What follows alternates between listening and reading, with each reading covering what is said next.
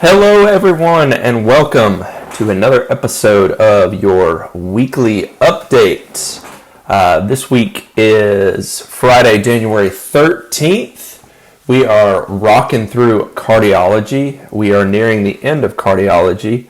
And so I want to take this week and take some time to clarify some of the things that we're going over right now and some of the things that I saw.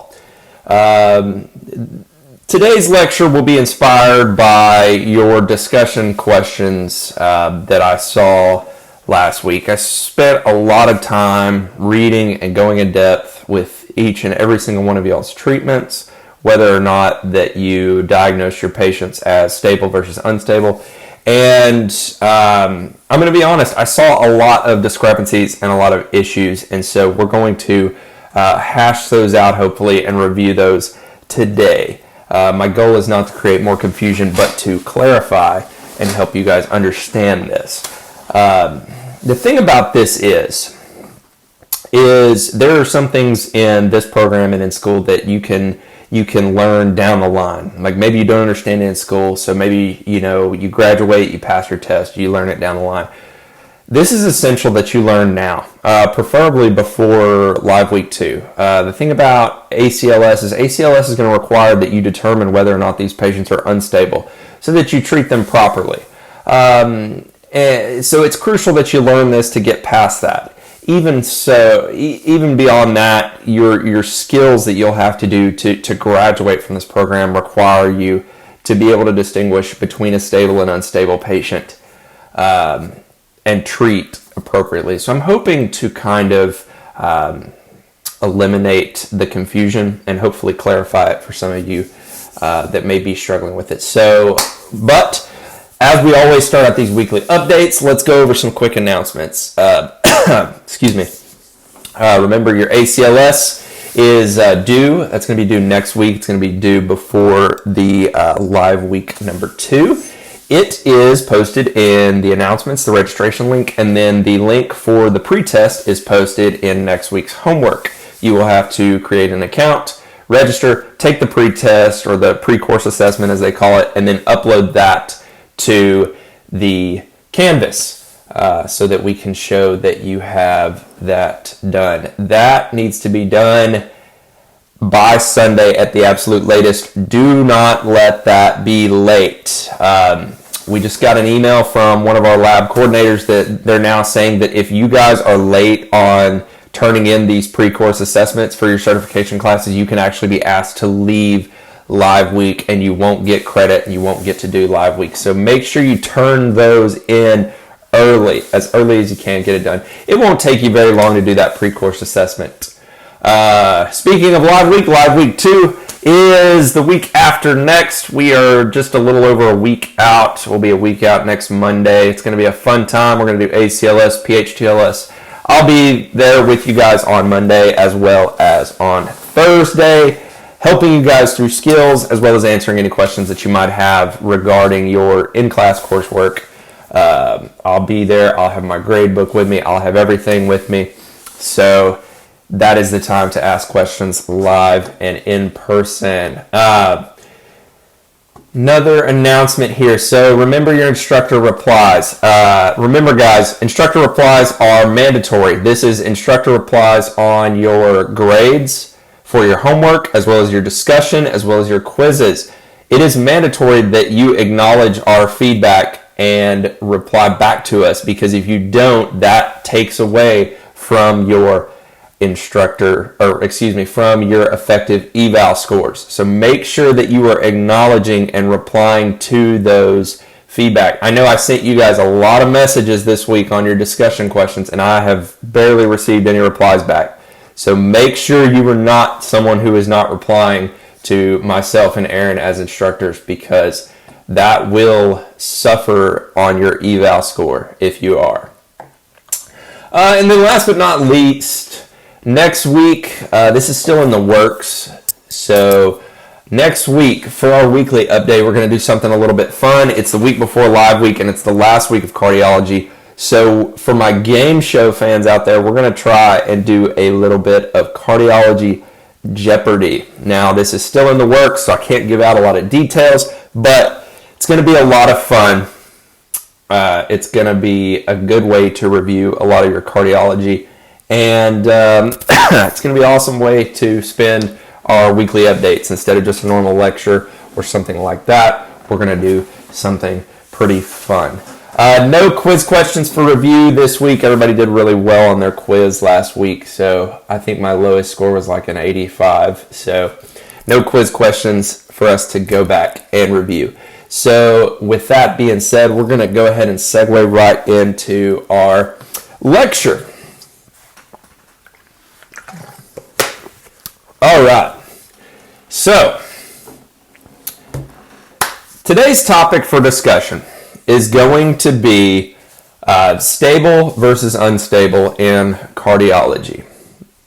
Like I said in the introduction, guys, this is solely based off of your discussion answers and your scores from last week. I saw a lot of discrepancies in stability versus instability in cardiology, and I saw some discrepancies in your treatments. And guys, this is important. This is important. You guys need to learn this before you come to Live Week 2, because you are going to be asked to know this stuff through these ACLS checkoffs. And so it's important. You don't want to fail ACLS. That is not a good way to finish out cardiology. So today we're going to kind of throw some stuff at you to try and simplify that. And any questions that you guys might have hopefully are answered through this PowerPoint or this presentation, and if not, then I need to know. If you watch this video today, if you watch this video, then you still don't get it, then you need to reach out to me and let me know before Live Week number 2, which is a little over a week from today. So please let me know, and we'll do whatever we need to do to get you guys to understand. So for those of you that know the way that this works, for you to get your attendance credit for this weekly update, I'm going to ask you a question sometime in this presentation. You guys need to answer that in a Teams question and send that to me in a reply. You guys will have until next Friday to answer the question and send me that in a Teams reply. I'm not going to tell you where the question is going to be, because then you would probably just skip to it and not listen to this lecture.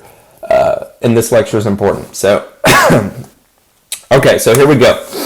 So stable versus unstable in cardiology. First things first, let's forget everything that we know about what is a stable versus what is an unstable patient in paramedicine, because it's going to be different in cardiology. In cardiology, you have a very set of criteria that qualifies a patient to be unstable.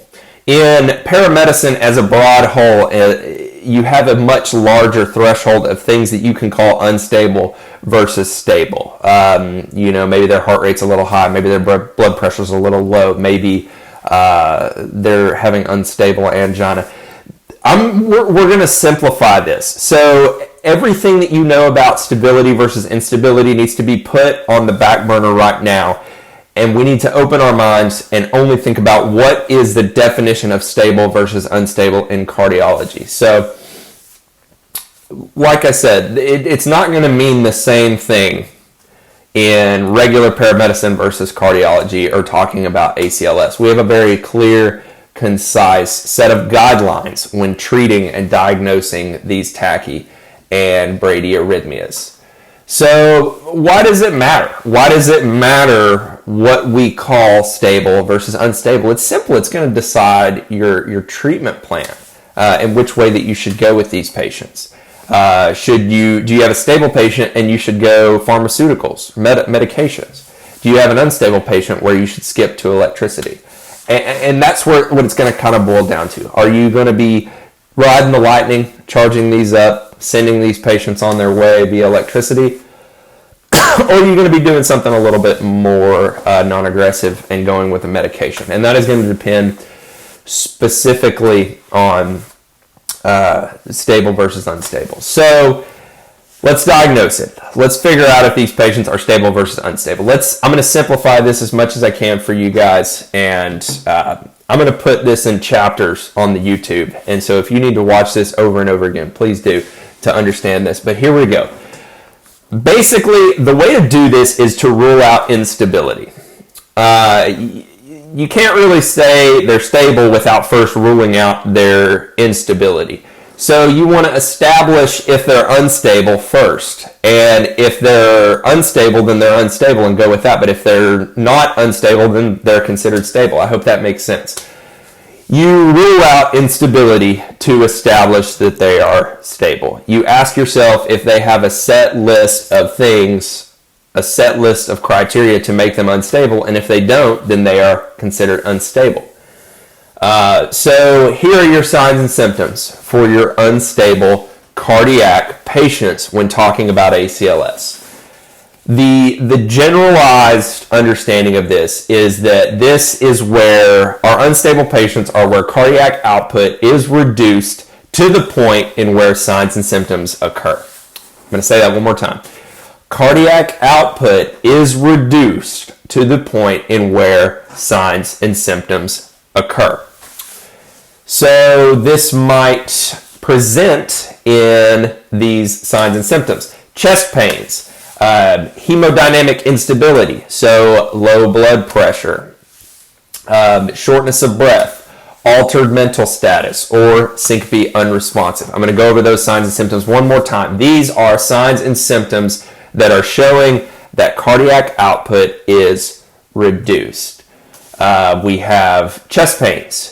You have hemodynamic instability, such as a low blood pressure or cool, clammy skin.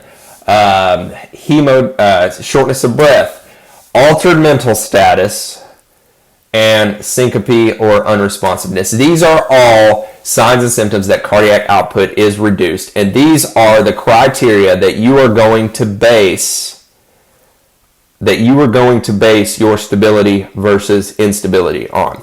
So if they have any of those 5 signs and symptoms that I just listed, if they show that cardiac output is reduced to the point where they're showing signs and symptoms, then they are considered unstable.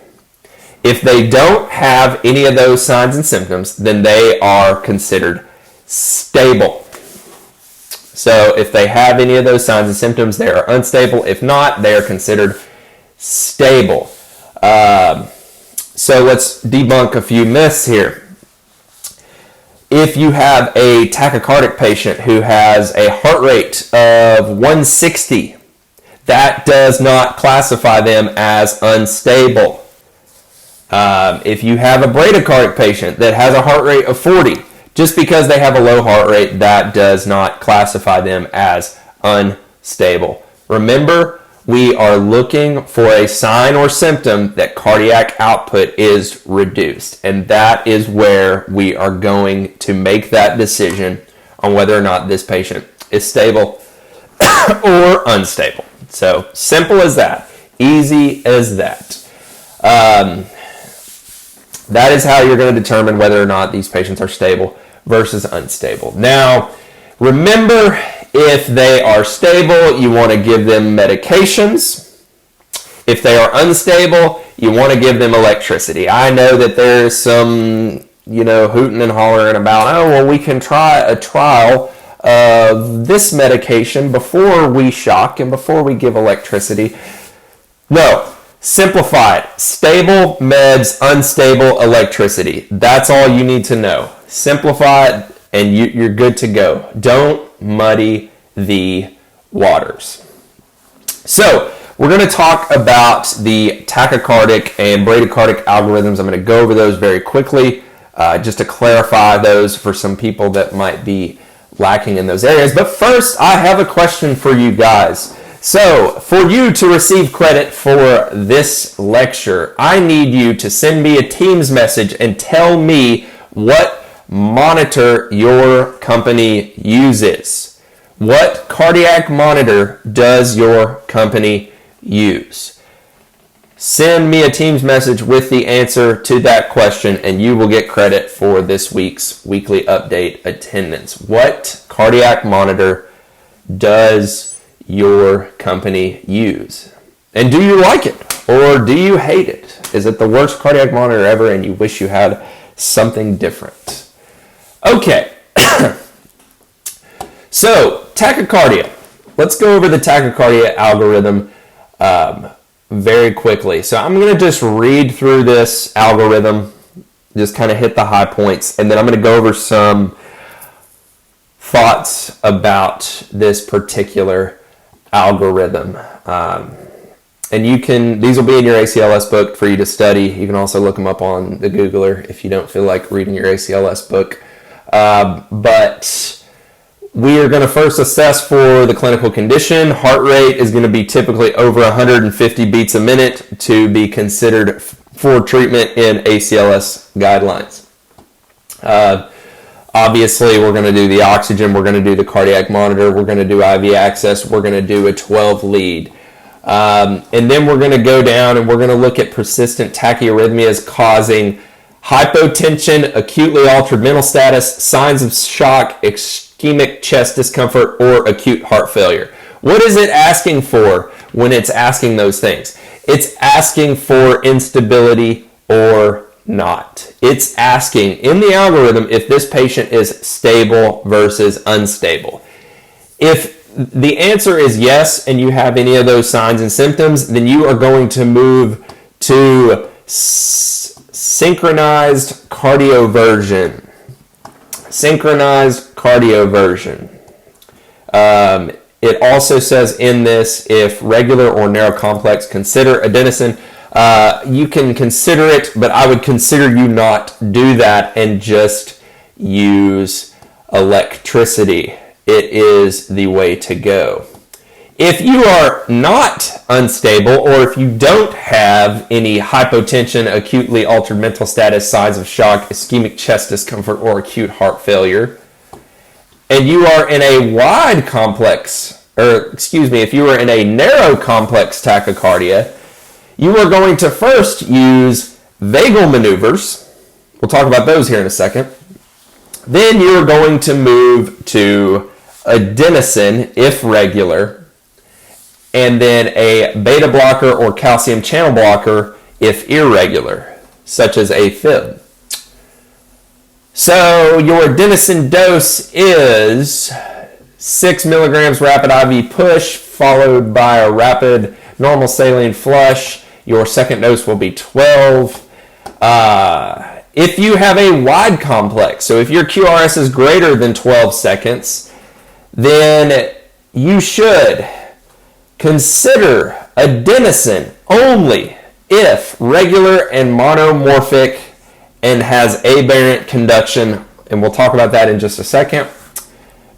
You should do an antiarrhythmic infusion, such as procainamide, amiodarone, or sotalol. Amiodarone is the best at 150 over 10 minutes.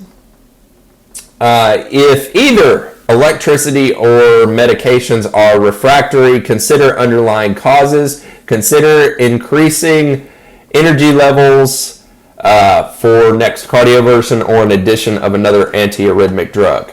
That is your tachycardia with a pulse algorithm. So a couple of things about that.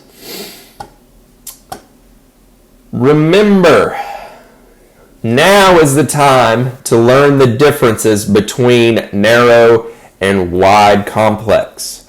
Learn how to determine the difference between a narrow and a wide complex tachycardia. This is going to be very important. As early as next week, this can come back and haunt you if you don't know it. So learn it, because the medications are going to be different with those two meds.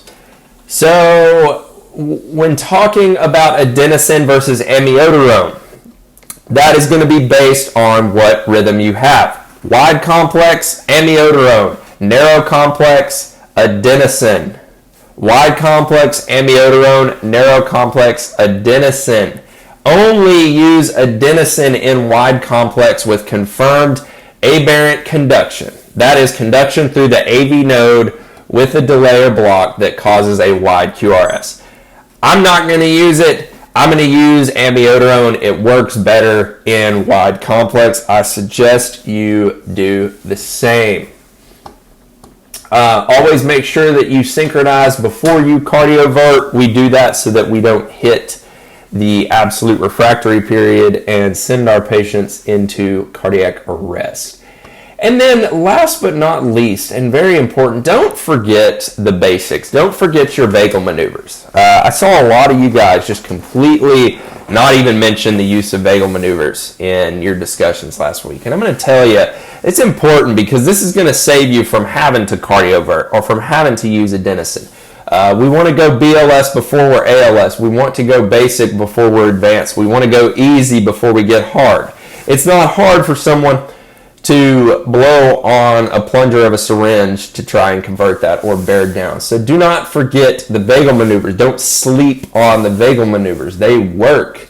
And yeah, it's going to frustrate you because you're going to want to give a drug. You're going to want to give electricity. But if we can convert these patients via their own natural conversion with a vagal maneuver, then that's what we want to do. So remember those things, those points. All right, so bradycardia. Let's talk about bradycardia. We'll go over a few quick things about bradycardia, and then we'll be done. So let's talk about bradycardia. So we are going to start by assessing appropriateness for a clinical condition. Heart rate typically less than 50. So less than 50 is where they're going to consider you to start treating by ACLS. So obviously we want to maintain a patent airway, oxygen, cardiac monitor, IV access to 12 lead. Don't forget your 12 leads, people. Persistent bradyarrhythmias causing. Here we go. Now we're going to establish that stability versus instability. Persistent bradyarrhythmia causing hypotension, acutely altered mental status, signs of shock, ischemic chest discomfort, or acute heart failure. That sounds a lot like measuring cardiac output through signs and symptoms. What we're doing is we're establishing stability versus instability. If you don't have any of those, you're going to monitor and observe. Simple as that. Easy to go. Easy way to do it. If you do have any of those, we're going to atropine. So we're going to hit some atropine. Your dose for ACLS, we'll talk about this in just a second because I know this is going to raise some eyebrows, but first dose is going to be 1 milligram bolus of atropine. 1 milligram. Repeat every 3 to 5 minutes for a maximum of 3 milligrams. If the atropine is ineffective, then you move to transcutaneous pacing or dopamine or epinephrine infusion. So transcutaneous pacing or dopamine or epi, so a pressor infusion. Your dopamine dose is going to be 5 to 20 mics per kilogram a minute, titrate to effect. Epi dose is going to be 2 to 10 mics per minute, titrate to patient response. And then consider expert consultation and transvenous pacing, which we do not do. And your transcutaneous pacing doses are going to be based on your protocols, but typically they're going to be within the 60 to 80 range on the heart rate and going to require you to bump up the milliamps until desired capture is reached. So remember, guys, asymptomatic bradycardia, we're going to monitor and transport. Unsymptomatic, completely stable bradycardia, you're going to monitor and transport. Once you get out in the field, if you want to throw a dose of atropine at them, it's not going to kill them. It's not going to hurt them too bad, but just make sure you have that bradycardia. Don't ever give atropine to someone who is tachycardic for obvious reasons. If you mentioned that on your discussion last week, you know who you are. Don't do it. Atropine.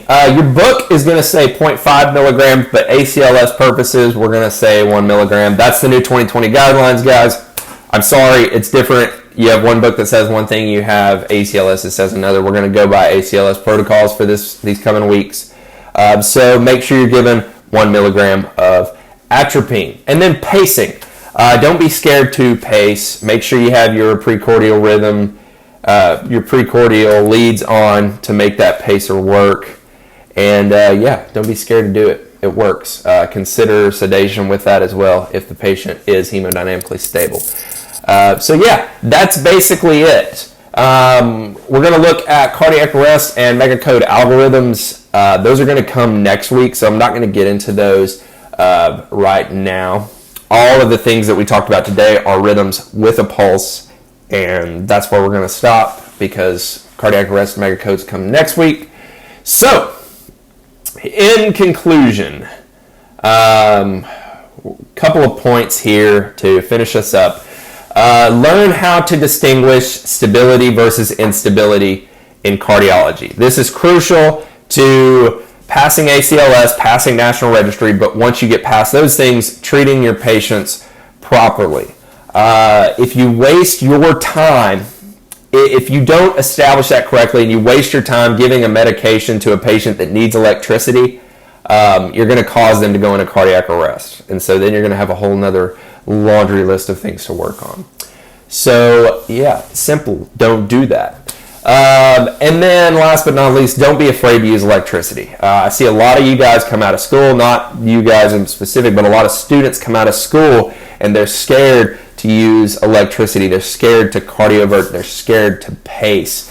But guys, this is awesome. Like, this is some of the coolest stuff that we get to do, and this is, this is where it's at. Like, this is life-saving stuff here. So be comfortable with it. Practice it. Know your dosages, know how to work your monitor, know how to properly diagnose the stability versus instability in these patients so that you can use electricity and you can do so properly.